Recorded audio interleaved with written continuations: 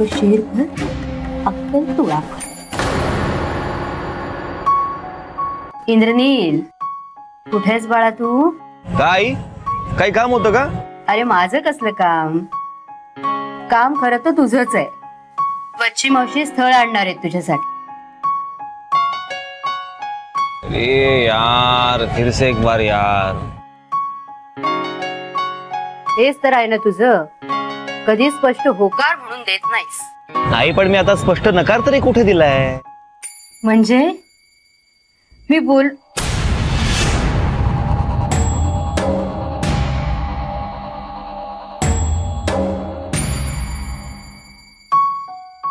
मी बोलू वच्ची मावशीशी? हे बघ, तुझ्यासारखी प्रेमळ, प्रामाणिक आणि सरळ मुलगी असेल तरच मी लग्न करेन. साखर पेरणी पुरे. मी करते तुला नंतर फोन. ओके.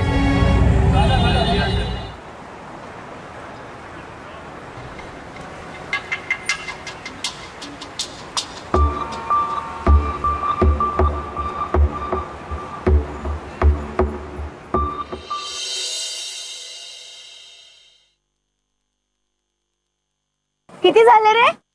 थांबा थांबा वच्ची आत्या, मी देतो ना. द्या तुम्हीच हो, पण विचारायला हवे ना किती झाले ते.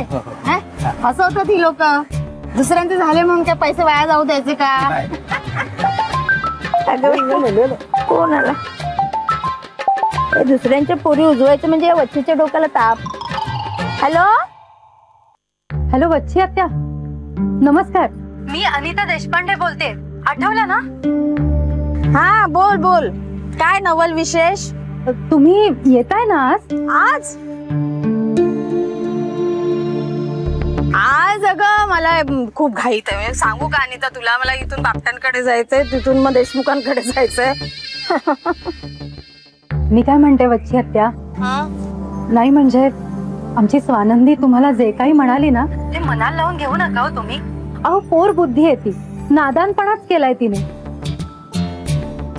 पण तुम्ही मात्र मोठ्या मनाने माफ करून टाका तिला. आणि तशीही आज ती तुमची माफी मागणारच आहे. अगं आई ग, किती ग अगं, किती लक्षात ठेवतेस अनिता. मी विसरून पण गेले. खरंच? मग येताय ना तुम्ही? येते ना. किती वाजता येते नाही सांगू शकत, पण आजच्या तारखेला येते.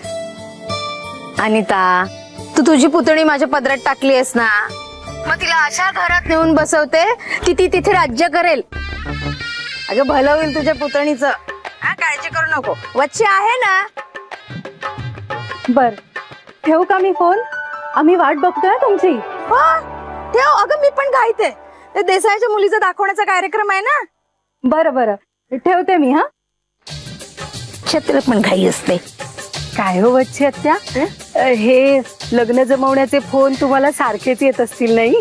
म्हणतात ना, नुसती बोलते ती टुच्ची, करते ती वच्ची.